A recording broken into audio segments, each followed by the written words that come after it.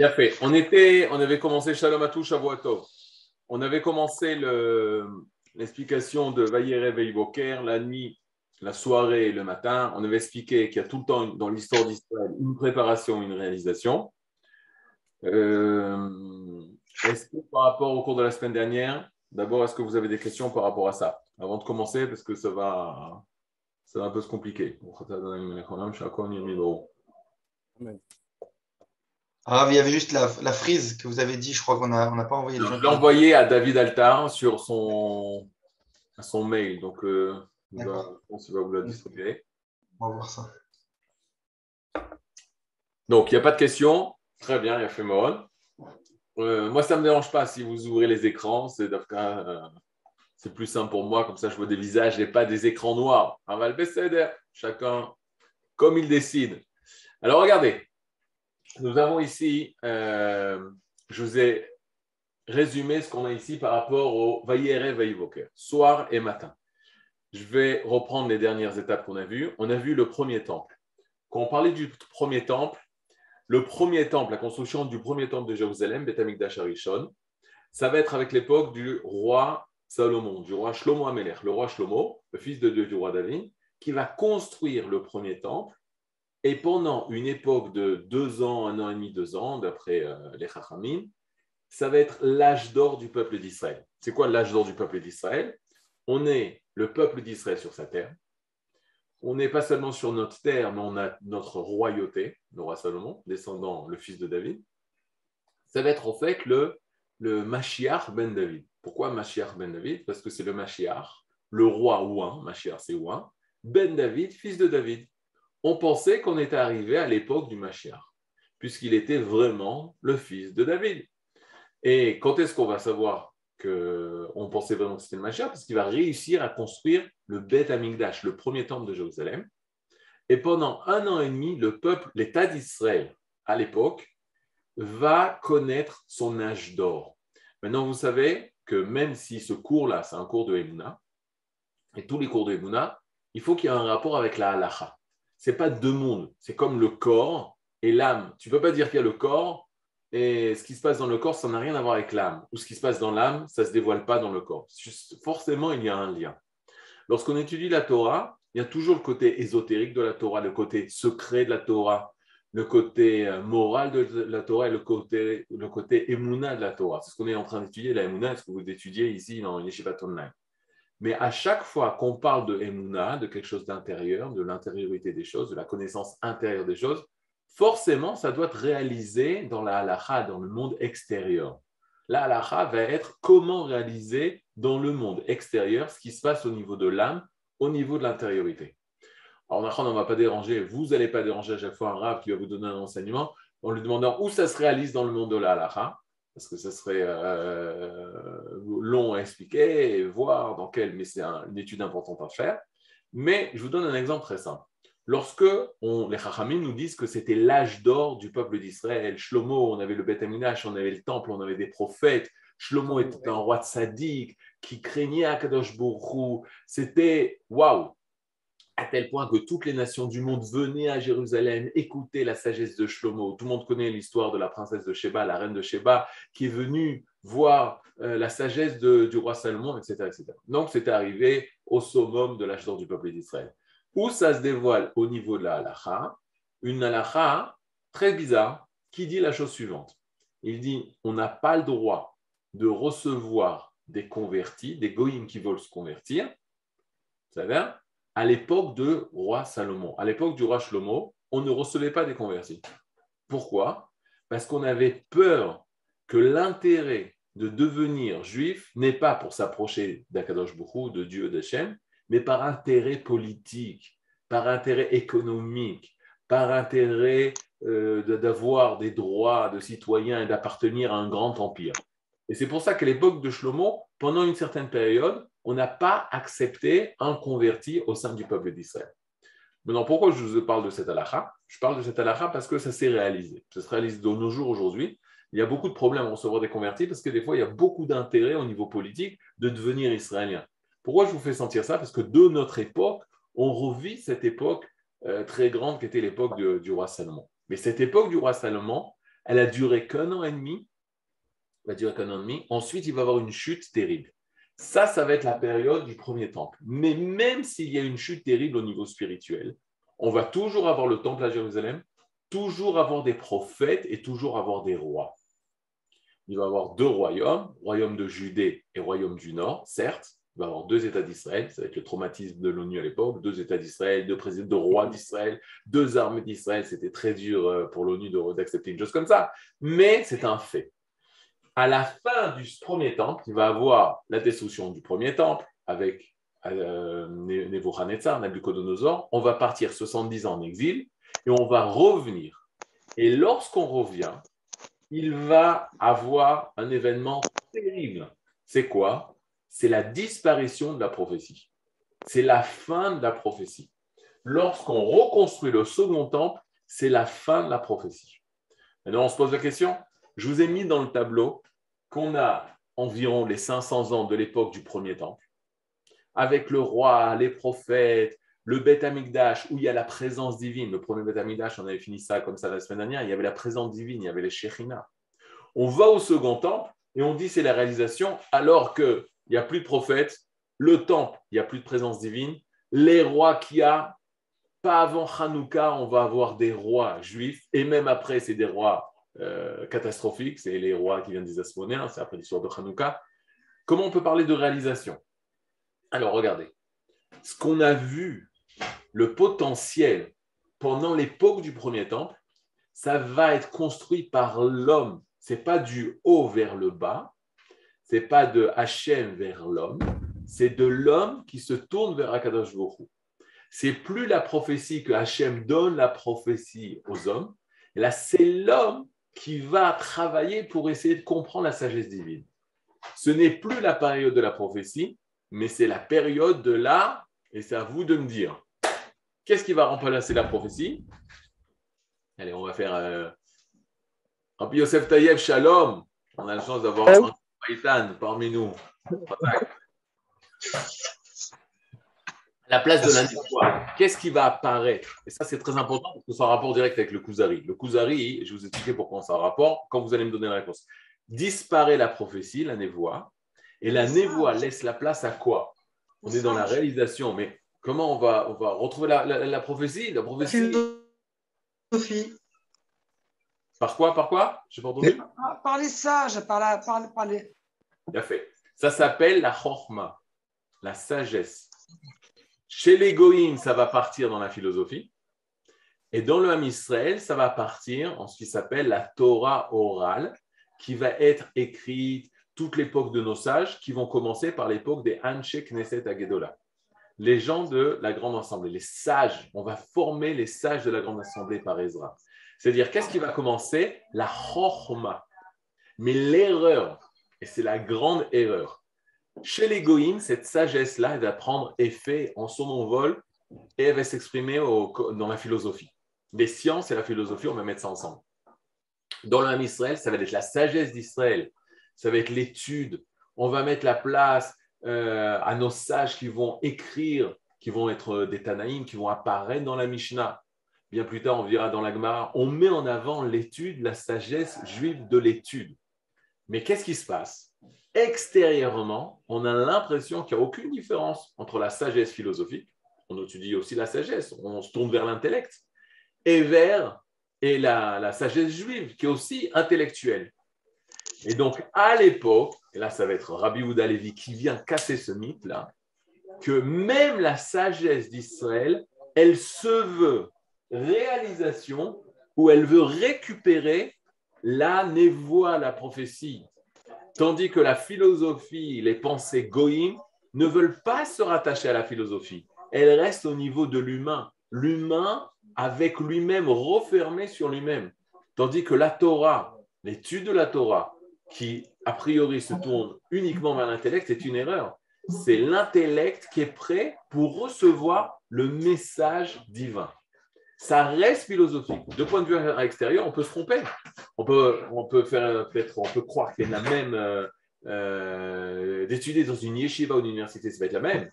C'est pas la même appréhension et c'est pas la même méthode. Nous, grâce à l'étude, on va être prêt à recevoir le message. Quel rapport avec le Kuzari? Parce que le Kuzari, c'est comme ça qu'il commence.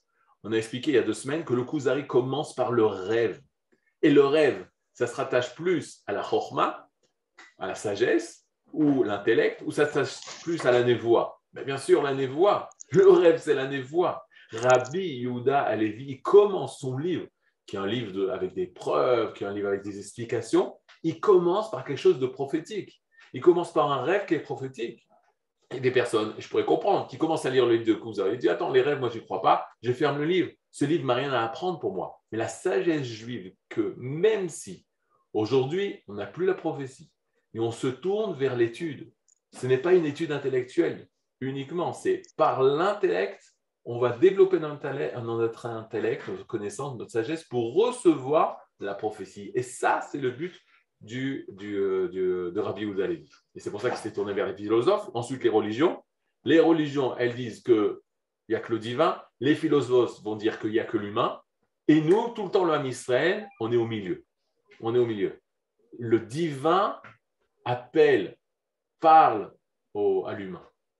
C'est ça là? Maintenant, où ça va se passer dans notre histoire? À l'époque du Second Temple. Le Second Temple, vous avez Seder? Il a fait. Après l'époque du Second Temple, catastrophe, ça va être le début de l'exil. Maintenant, l'exil, j'ai pris ici le Erev de l'exil, la nuit de l'exil, la première partie on parle, c'est après la destruction du Second Temple, il va avoir l'écriture de la Gemara. L'écriture de la Gemara, ça va être cette étude énorme qui va se réaliser dans la terre de Babel, en Irak. Elle va être finie d'être écrite, la Gemara, en l'an 500. Je parle en goy maintenant pour simplifier les choses, vous allez voir. En l'an 500, elle va être finie. Et c'est la première partie de cette étude qui va être écrite avec, je poursuis, avec l'étude, avec l'apparition des Géonim. Regardez ici, c'est un peu plus petit pour vous, mais j'explique. En l'an 200, je parle en goy, encore une fois, en l'air vulgaire, l'an 200, c'est l'écriture de la Mishnah. Ça appartient encore à la fin du Second Temple.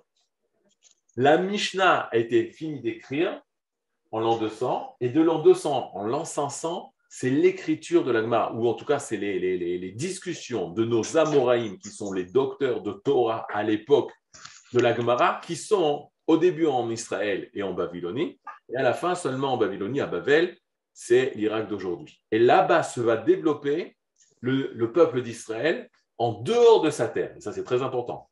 Le peuple d'Israël va se développer en dehors de sa terre. Pourquoi à Babel? Une raison très simple.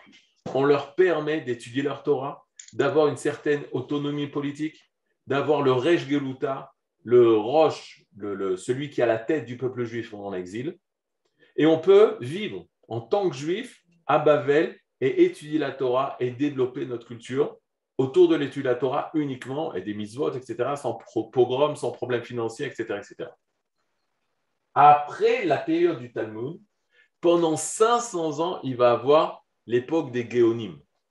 Les Géonim, c'est aussi à Babel, c'est Rav Saadia Gaon, c'est Rav Shrira Gaon, c'est Rav Hai Gaon, Gaon Gematria 61, pourquoi 60? Pourquoi? Parce que c'est les 60 traités qui existent dans la Torah orale. Ils connaissaient tous les traités, c'était des génies, Gaon veut dire. C'était des génies de la Torah qui étaient concentrés à Babel. Et là commence l'histoire. Quand nous sommes l'époque des Géonim, il y avait un centre, un merkaz de Torah d'Israël qui était à Babel. Il y avait des Juifs dans le monde entier qui étaient éparpillés. Il y en a qui retournent du temps du premier temple. Même Ezra, il va écrire aux Juifs d'Ashkenaz. Vous entendez lors de la construction du second temple, il y avait des Juifs déjà en Ashkenaz. Il leur dit de remonter à Yerushalayim. Les Juifs d'Ashkenaz, du Ezor d'Europe de l'Est, l'Allemagne, ils disent non, nous sommes très bien en Ashkenaz. Ils ne veulent pas reconstruire le second temple. Donc on a des Juifs dans le monde entier, mais tout le monde est conscient, dans la conscience juive et de Torah et de notre nation, que le centre de la Torah et le centre du peuple juif se trouve à Babel.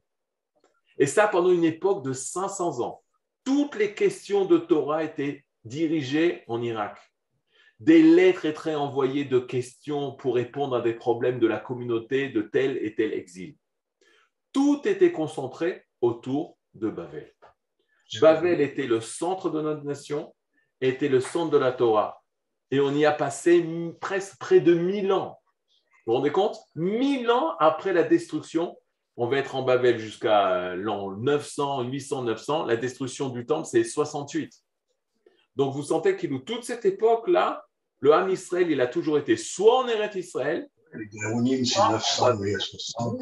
après la Mishnah, après la Gemara, la majeure partie du Ham Israël est au Babel. En tout cas, les dirigeants de Torah, les richesses, etc. Et même les Juifs du monde entier, lorsqu'ils apportent, ils posent des questions aux Géonimes pour répondre aux problèmes du temps et de la halacha, et de savoir comment le Ham Israël doit se comporter, etc., la halacha, la marche à suivre, ils aident financièrement ce centre énorme de Torah, Babel. Maintenant, je vous pose la question. Est-ce que sans la terre d'Eretz Israël, et je préfère que ce soit moi qui pose la question, ceux qui me connaissent, alors ils vont rire, ceux qui ne me connaissent pas, bon, ils peuvent dire que c'est une vraie question. Est-ce qu'on peut vivre sans la terre d'Eretz Israël? Allez, moi je suis de Yerushalayim, de Jérusalem, de Mahon à Jérusalem. Je pose la question suivante. Est-ce que le Ham Israël peut vivre sans la terre d'Eretz Israël? Non. Non, je veux d'autres réponses. Moi, j'aurais pu dire votre réponse. D'autres réponses. Les Shana Abba Yerushalayim. Les Shana Abba Yerushalayim. Donc, on peut survivre parce que pendant 2000 ans, on a dit les Shana Abba Yerushalayim, l'an prochain à Jérusalem. C'est-à-dire qu'on peut vivre, peut-être pas, mais survivre sûrement. Et on a appris quelque chose d'assez exceptionnel que dans l'histoire qu'on avait vue, etc. On a passé plus de temps en dehors de la terre d'Eretz Israël, notre peuple, notre nation, que dans la terre d'Eretz Israël. On a passé beaucoup plus de temps en dehors de la terre que dans la terre. C'est-à-dire, le Rav Ashkenazi, le Rav Manitou disait, il y a deux prinotes, il y a Yaakov et Israël. Il y a Yaakov et Israël. Yaakov, c'est le juif qui va être en exil. C'est-à-dire, Yaakov, c'est très facile d'être Yaakov.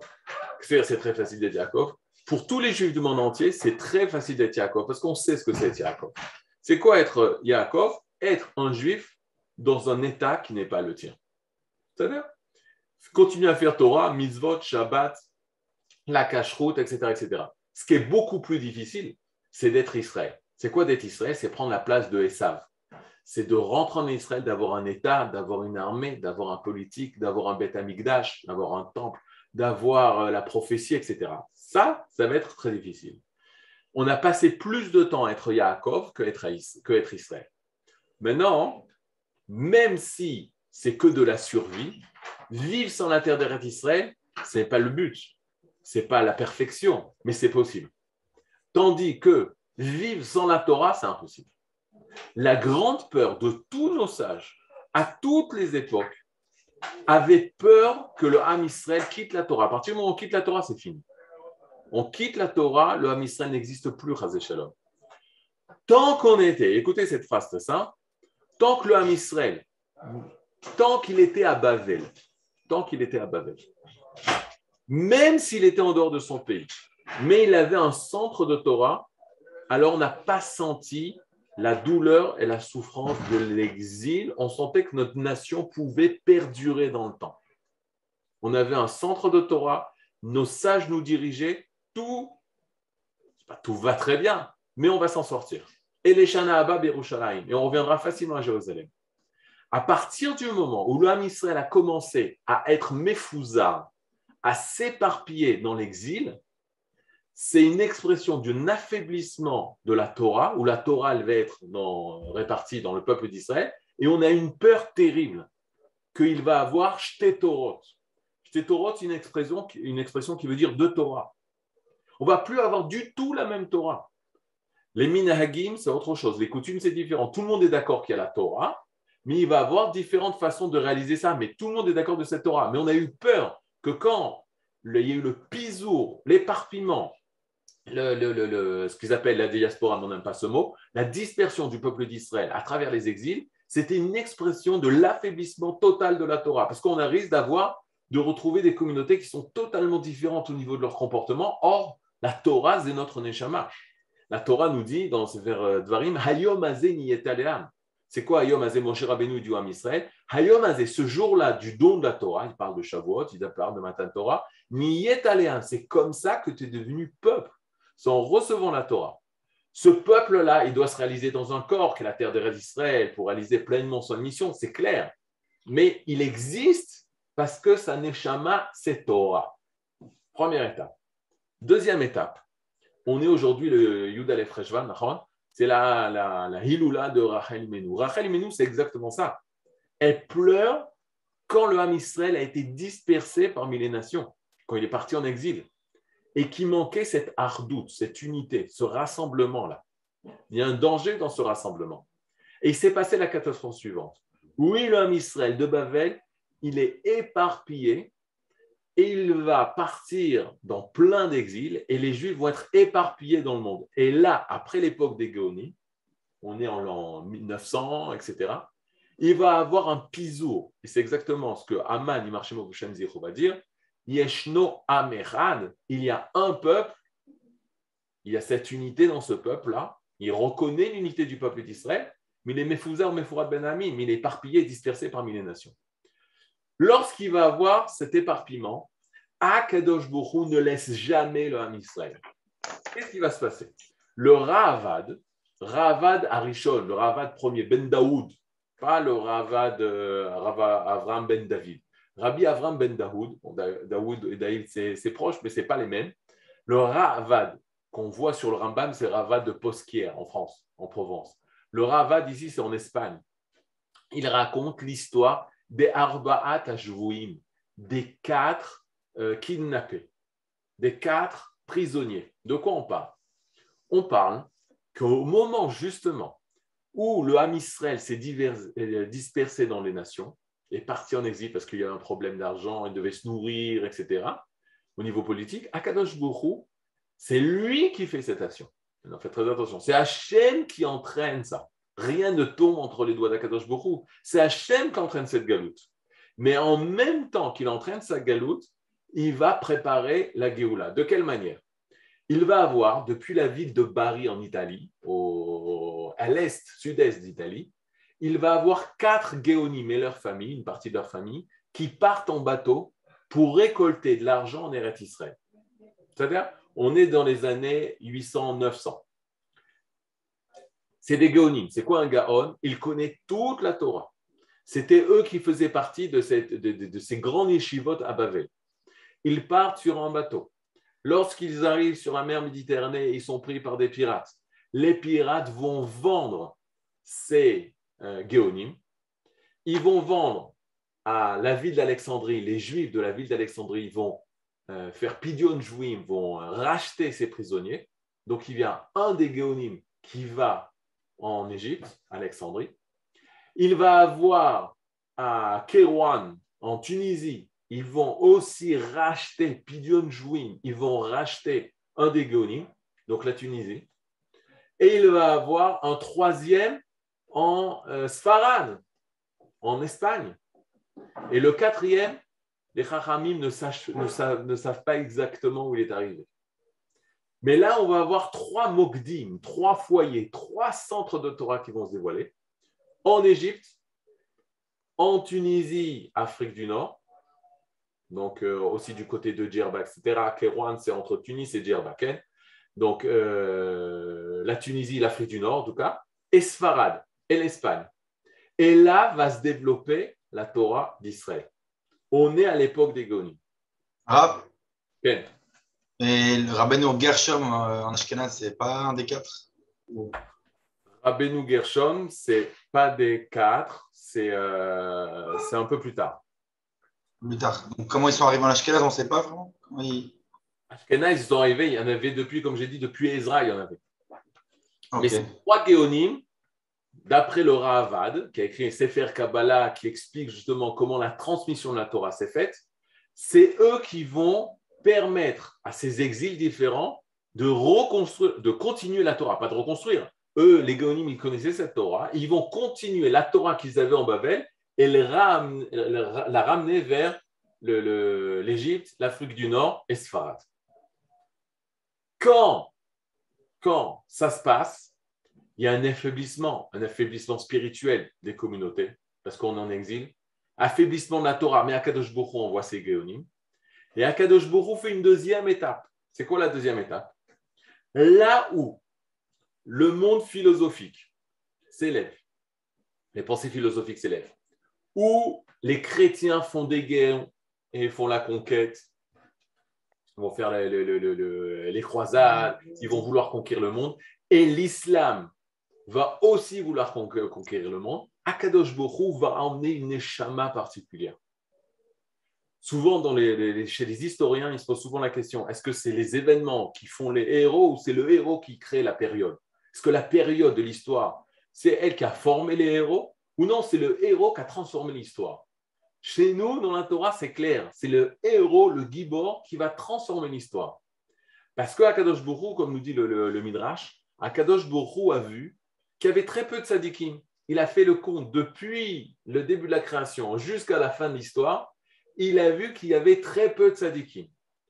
Alors le Midrash, il dit, chez Talam, il les a plantés dans chaque génération. Au lieu de mettre toute une période avec que des tzadikim, il les a plantés quand il veut dans chaque génération. Qu'est-ce que ça veut dire ça?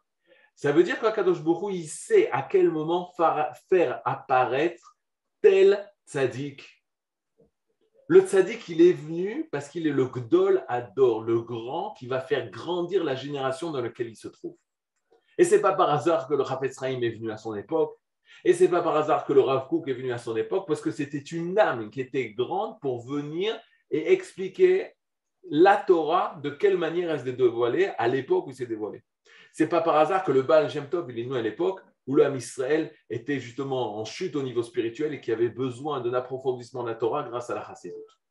Et qu'est-ce que va faire Akadosh Baruch Hu au XIe siècle? Il va emmener une neshama énorme qui s'appelle Rabbi Yehuda Halevi. Et ce Rabbi Yehuda Halevi, alors qu'on est à une époque où la philosophie explose, où la chrétienté explose, l'islam explose, tous ces courants, le Ham Israël est affaibli spirituellement, matériellement, exilé, dispersé, non connaisseur de sa Torah, plus de centres d'études qu'on a à l'époque, la Gemara, les Gaonim, etc., etc. Akadosh Baruch Hu envoie la solution par Rabbi Yehuda Halevi. Et Rabbi Yehuda Halevi va se concentrer sur 3 sujets dans le Kuzari. Et ça, c'est important pour comprendre pourquoi ce livre. Il va se concentrer, premier sujet, il va parler de Am Israël. Am Israël. Bien avant les mitzvot, avec la Torah, mais qui est Am Israël? Cette spécificité du Am Israël, contrairement à toutes les religions. Deuxième sujet qu'il va traiter, Geulat Israël, la libération d'Israël. Et troisième sujet qu'il va traiter, c'est Eret Israël. Ces 3 sujets-là, Am Israël, Eret Israël, la terre d'Eret Israël, le pays, la Shana Abba Yerushalayim, le retour en Eret Israël, et comme ça se finit le livre. Le livre se finit par la montée de Rabbi Yehuda Halevi en Eret Israël. À la fin du livre, il monte en Eret Israël. Et c'est ce qu'il va faire de son vivant. Il va monter en Eret Israël. Il va mourir là-bas. Mais il va monter en Eret Israël. Et donc, bien sûr, ce retour en Eret Israël, la terre d'Eret Israël, et ce retour, la Géoula. De quelle manière la Géoula d'Israël, c'est-à-dire le Mashiach. Pourquoi il parle de ces 3 sujets?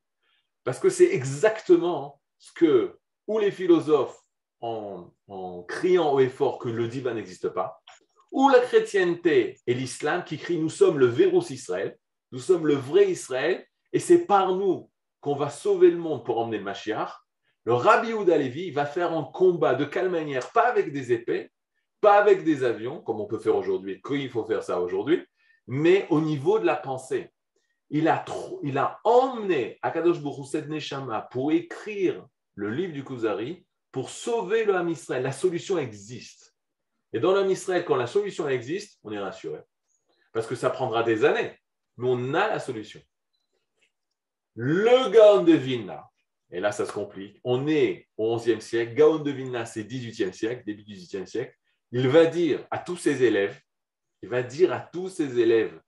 que le Sefer HaKuzari, qui conseillait d'étudier Chovot Alevavot, de Rabbi Bachya ben Pekuda, comment s'appelle, Chovot Alevavot, le devoir des cœurs, donc c'est un livre de base de Emouna, mais il disait, mais Sha'ar HaYichud, le chapitre qui parle des preuves de l'existence de Dieu, à la place de Sha'ar HaYichud, il disait qu'il faut lire et étudier Sefer HaKuzari de Rabbi Yehuda Halevi, parce qu'il est kadosh vetaor, parce qu'il est kadosh, saint et pur. Ve ikare emunat Israël veTorah tluim bo. Et l'essentiel de la emunat d'Israël et de la Torah dépendent de ces livres. Qu'est-ce que ça veut dire dépendent de ces livres? Ils dépendent de ces livres, c'est-à-dire que si tu veux comprendre Israël et Torah, ikare emunat, l'essentiel de la emunat, tu es obligé de lire ce livre. Gaon de Vilna. Gaon de Vilna, ce n'est pas un conseil. Tu as du temps à perdre, tu as du temps libre, tu veux avoir des bonnes connaissances, étudie, mais étudie le Kuzari. Non, Ikare Emunat Israël, l'essentiel de la Emuna. Sinon, une personne ne va pas avoir l'Emuna. Comment c'est possible? Il fait toute la mitzvot, il fait toute la Torah, il étudie la Gemara. Si tu n'as pas étudié Sefer HaKuzari, tu as des manques de compréhension de ce que c'est Israël et Torah. Et Akadosh Baruch Hu ne nous a pas laissé. On y va. On a sur 1000 ans. Il y a 1000 ans, Rabbi Yehuda Halevi. Au milieu, 400 ans plus tard, il va emmener une autre Neshama qui va continuer ce que Rabbi Yehuda Halevi a commencé, qui s'appelle, allez-y vous,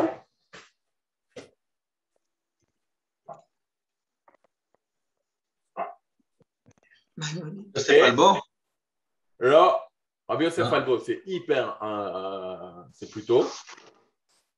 Au XVIIe siècle, au début du XVIIe siècle, fin du XVIe, début du XVIIe, le Maharal mi-Prague. Ok, Maharal mi-Prague. Moreno arabe, il s'appelle aussi Yehuda, et c'est aussi un Lévi. Bon, c'est-à-dire peut-être il y a un Mikré, peut-être il n'y a pas de Mikré, chacun il décidera. C'est aussi un Lévi, et lui va continuer dans son œuvre encyclopédique de Emouna, il va continuer. Israël, il va parler d'Israël, du Ham Israël, il va parler aussi d'Eretz Israël, de la Géoula, et c'est lui qui va continuer ce que Rabbi Yehuda Halevi a commencé. Maintenant, c'est très dur de voir ça. Mori ve Rabbi Yoshua Zuckerman, Zechron Livracha, Zecher Tzadik Livracha, il disait, la Mishnah, écoutez bien ça, la Mishnah, c'est très concis, très résumé. Et la Gemara, on explique tout, c'est énorme la Gemara. C'est le Talmud. Il disait la Mishnah de la Emouna, c'est Kuzari. C'est le livre de Rabbi Yehuda Halevi. Les 5 livres, les 5 discours qui sont dans le Kuzari, c'est l'essentiel de la Emouna en petit, en raccourci, en résumé. La Gemara, le Talmud de la Emouna, c'est le Maharal de Prague. C'est-à-dire? Donc, on y va. Il y a 800 ans, Rabbi Yehuda Halevi. Il y a 400 ans, le Maharal de Prague, en plein milieu de la galoute, de cette galoute. Parce que quand commence Rabbi Yehuda Halevi, c'est le début de la difficulté de la galoute. Après, pourquoi Maharal de Prague? Vous avez compris, c'est Akadosh Baruch Hu, c'est fou. Korea de Roth Mirosh, il y a un passage qui dit Hachem, il lit les générations avant. On part en galoute. On était le Merkaz, écoutez bien, on était le Merkaz, le centre, en Bavel. Le Ham Israël explose dans le monde, part de Bavel. Mais il va encore se concentrer Égypte, il va se concentrer Syrie, il va se concentrer Afrique du Nord, Tunis, Djerba, etc., même Alger, Sfarad. Et ensuite, il va Chachmé Provencia, les sages de Provence, en Europe, etc. Quelle est la deuxième fois où il va avoir une explosion de l'exil? Après l'acquisition des Juifs d'Espagne. Puisqu'en Espagne, il va avoir la grande communauté qui va être là. Et en 1492, il va avoir une deuxième exil. Là, d'après les sages, c'est le point le plus dur de la galoute. 15e. Qu'est-ce que fait Akadosh Baruch Hu? Il envoie une autre Neshama. C'est qui? C'est la Neshama du Harizal, c'est la Neshama Rabbi Yosef Karo, mais ça va se dévoiler par l'écrit dans les Neshama du Maharal de Prague.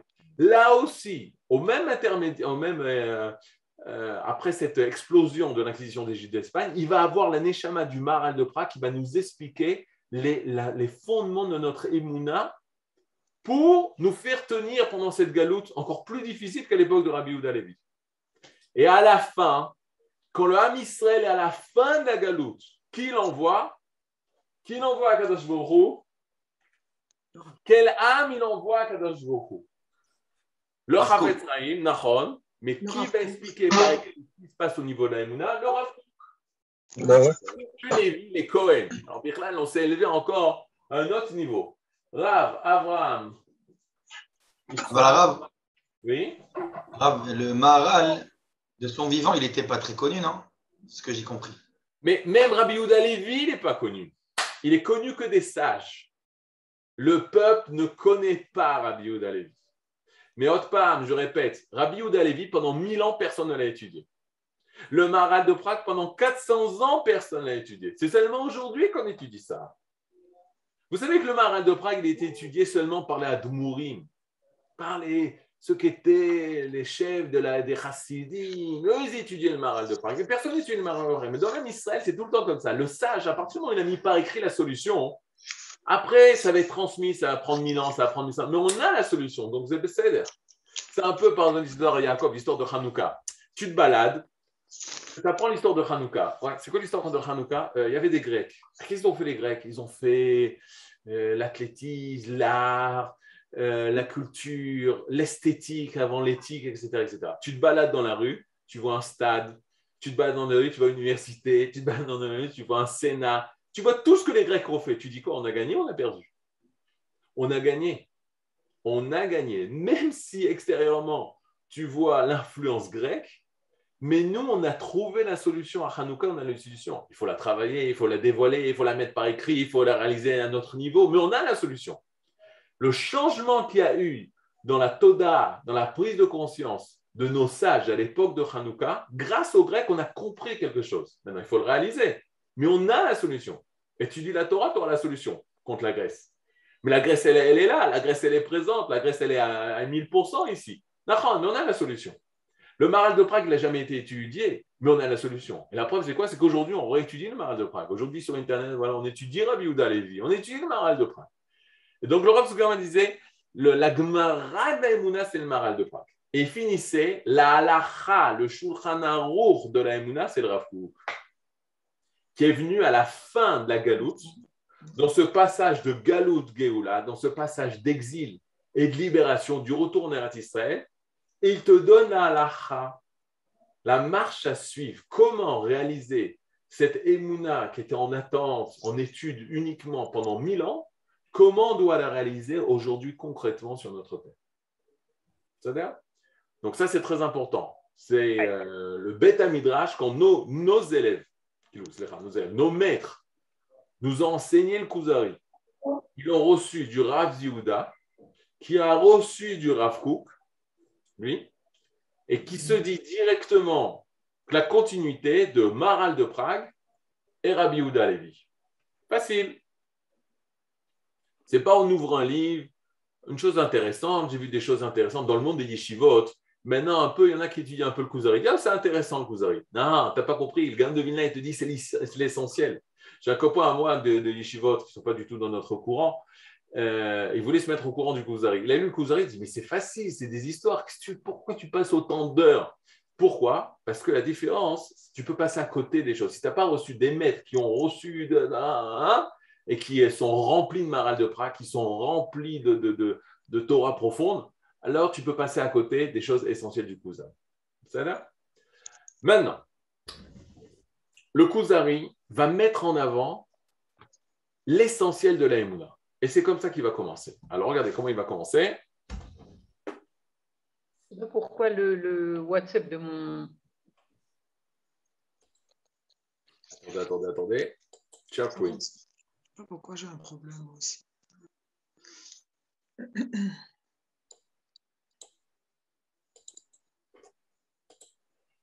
Aïe. 2 secondes.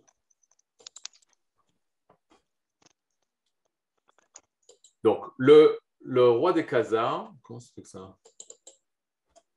Voilà. Le roi des Khazars. Vous voyez le texte ici?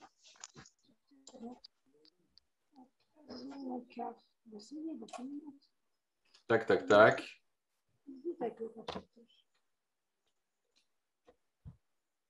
Est-ce que vous voyez le texte? Anachnu ma'aminim. Oui, Ken. Oui. Yud Aleph. Vous voyez Yud Aleph? Ok. Donc ça, c'est la base. La base, Rabbi Yehuda Halevi va faire en sorte que le roi se désespère de l'islam, se désespère de la chrétienté et se désespère bien entendu de la philosophie. Et il pose la question, Yehudi. Yehudi, c'est très très péjoratif dans le langage du roi des Khazars. Il va se tourner au Chaver. Chaver, c'est le Talmid Chacham, c'est le sage. Et il lui répond, donc le rabbin, on va appeler le rabbin, en fait, c'est comme je vous ai expliqué, c'est Rabbi Yehuda Halevi lui-même, et il va dire Anachnu ma'aminim be'Elohei Avraham, Yitzchak ve'Yaakov, motzi etrem me'eretz Mitzrayim. Et ben Israël, mi Mitzrayim. Nous avons la Emouna dans le Dieu d'Avraham, Yitzchak et Yaakov, qui nous a fait sortir d'Égypte, Beotot ou Moftim ou Memasot, par des signes, des prodiges et toutes sortes de miracles, ou Mechalkam Bamidbar, qui nous a nourris dans le désert, Amantrinimeta Eretz Kenaan, qui nous a fait conquérir le pays de Kenaan, après nous avoir traversé la mer et le Jourdain avec de gros miracles, Shalach Moshe Betorato, il nous a envoyé Moshe et sa Torah, avec sa Torah, et ensuite des milliers de Nevi'im qui nous mettent en garde de la Torah, Miyadim Iglulato le Shomra, qui nous disent qu'on aura d'un bon salaire si on réalise les paroles de la Torah, et des punitions si l'inverse. Et nous avons la Emouna dans tout ce que est marqué dans la Torah. Il a fait mort. Donc, qu'est-ce qui va se passer? Il va se passer une chose terrible pour le roi des Khazars.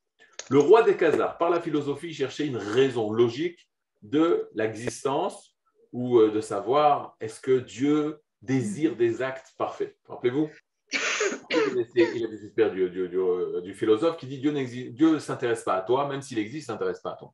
L'islam et la chrétienté, chacun a raconté des histoires qui ne se sentaient pas concernés par ça. Mais tous commençaient par, et c'est ça le chidouche, tous commençaient par dire « Je crois au Dieu qui a créé le ciel et la terre ». Il y a un Dieu qui a créé le ciel et la terre. Maintenant, quand j'étais petit, j'avais déjà raconté ça parce que c'est pas chou, m'a dit « Tout ce que tu as vu dans ton enfance, c'est Kadosh Baruch Hu, tac, il a fait exprès ». J'avais 12-13 ans, on voyageait en voiture d'Aix-en-Provence à Marseille pour aller étudier au collège à Marseille. Et il y avait une personne dans la voiture qu'on accompagnait. Et il dit la chose suivante. Il dit il y a un rabbin d'Israël qui vient de Bethel. Donc c'était Israël que je connaissais, mais Bethel, je ne connaissais pas. Il vient de Bethel. Il a commencé à nous enseigner le livre du Kuzari. Kuzari, c'est un nom bizarre. Ça fait quoi Kuzari, c'est juif ça. Il dit c'est un rabbin qui parle avec un roi goy et qui va réussir à le convertir. Et il nous dit, pour passer le temps sur la route, il dit, et tu sais ce qu'il lui dit? Il lui dit, moi, notre foi, notre croyance, c'est au Dieu qui nous a fait sortir d'Égypte. Et il n'a pas dit au Dieu qui a créé le ciel et la terre et qui nous a fait sortir d'Égypte. Et ça m'est resté des années, jusqu'à ce que 10 ans ou 8 ans plus tard, à la Yeshiva, on a étudié Sefer HaKuzari, je dis ah mais je me rappelle ce nom, etc. Et Akadosh Baruch Hu, regardez comment il fait les choses. Maintenant, pourquoi c'est important cette histoire? Quand il dirait que j'avais besoin de ça pour que ça devienne plus mature dans ma pensée infantile, mais pour dire la chose suivante, Rabbi Yehuda Halevi, d'après les historiens, soit son beau-frère ou soit le beau-père ou soit son beau-père, il y a des marlocotes, c'était Rabbi Avraham ibn Ezra. Ok, Rabbi Avraham ibn Ezra et Rabbi Yehuda Halevi, ils sont liés par alliance. Maintenant, Rabbi ibn Ezra, combien de livres, c'est un génie de la Torah. Quand vous regardez son commentaire sur la Torah, donc lui aussi il est en Espagne à la même époque de Rabbi Yehuda Halevi, c'est 3-4 lignes. Tu regardes qu'est-ce qui est difficile dans Rabbi Avraham ibn Ezra? C'est 3-4 mots pour te dire une bombe atomique. Des fois, on compare le Rav Cherki avec Rabbi Avraham ibn Ezra, parce que Rabbi Avraham ibn Ezra, c'était ma part comme ça. Il dit des choses que tu ne t'attends pas et il te renverse tout. Et là, quand tu vois Rabbi Avraham ibn Ezra sur son commentaire de la Torah au sujet de Anochi Hashem Elokecha, le premier d'Iber, la première parole des 10 commandements, qu'est-ce qui est dit dans les 10 commandements? Anochi Hashem Elokecha, je suis l'Éternel ton Dieu qui t'a fait sortir d'Égypte. Et là, Rabbi Avraham ibn Ezra, regardez comme c'est magnifique. Rabbi Avraham Ibn Ezra nous dit, il y en a qui vont poser la question, comment se fait-il que Hachem ne s'est pas présenté aux enfants d'Israël lors du don de la Torah en disant, je suis l'Éternel, créateur du ciel et de la terre. Ani, Anochi Hachem Elokecha, Boré Shamayim Va'aretz, le créateur du ciel et de la terre. Et tu vois que Rabbi Avraham Ibn Ezra, 4 pages dans son commentaire sur la Torah pour expliquer le pourquoi du comment qu'il fallait commencer par ça. Mais qui lui a posé la question? Rabbi Yehuda Halevi. Rabbi Yehuda Halevi lui a posé à Rabbi Avraham Ibn Ezra cette question. Pourquoi Hachem, lorsqu'il s'est dévoilé, il a dit « Je suis l'Éternel, ton Dieu qui t'a fait sortir d'Égypte ». Pourquoi il ne s'est pas présenté en Dieu créateur? Et de là, tu vois qu'à l'époque de Rabbi Yehuda Halevi, il cherchait lui-même. Ce n'est pas qu'il avait une histoire, il cherchait Torah. Il cherchait ce que la Hachem veut nous enseigner lorsqu'il nous a dit « Je suis l'Éternel, ton Dieu, qui t'a fait sortir d'Égypte ». Il aurait dû marquer « Créateur du ciel et de la terre ». Et sur ça, Rabbi Yehuda Halevi nous donne cette perle extraordinaire. Et il nous dit « La Emouna, ce n'est pas une connaissance de l'intellect. La Emouna, c'est une connaissance qui dépasse l'intellect. La Emouna, c'est quelque chose qui est une expérience de vie sur laquelle tu vas dévoiler par rapport à laquelle tu as une certitude de vie. Ce n'est pas des présomptions, ce n'est pas des suppositions, c'est une réalité à laquelle que tu as rencontré. Et le Ham Israël, lorsqu'il est sorti d'Égypte, je peux vous assurer qu'il n'était pas pendant la création et qu'il n'a jamais vu Akadosh Baruch Hu créer le monde. La seule chose qu'il a pu voir, c'est qu'il est sorti d'Égypte. Ça, il a vécu. Sur ce qu'il a vécu, la névoie, la prophétie va expliquer ce qu'il a vécu. Et là, vous avez la perle de Rabbi Yehuda Halevi, ce qui veut nous aider à découvrir. La Emouna, c'est cette certitude intérieure qui vient d'un vécu expérimenté, et la prophétie va nous expliquer le vécu et le véhiculer par le peuple d'Israël. C'est un peu difficile, mais on n'est qu'au début. Bezallah Hashem. Shavua Tov Shielachem. Shavua Tov Arav, merci beaucoup, Toda Rabba.